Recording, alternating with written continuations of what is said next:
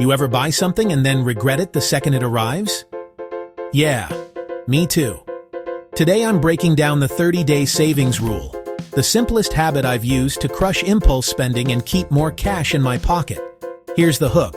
One tiny rule, 0 spreadsheets, and it can save you hundreds this month. So, what is it?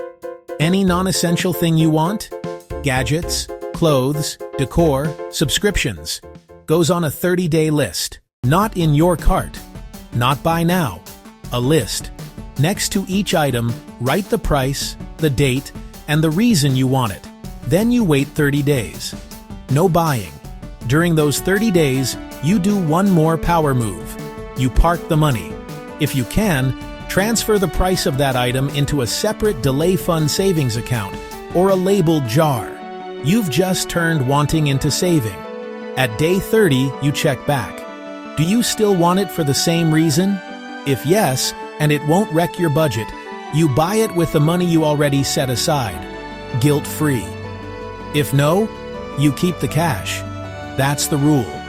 It cools the impulse, reveals fads, and funds your goals at the same time.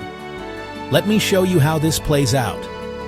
Week 1, I wanted a new hoodie, a kitchen gadget, and a game I'll probably play twice. I put them on the list, $60, $35, $59. I moved $154 into my delay fund.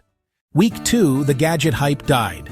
Week 3, I realized I already had the hoodie, just buried in my closet.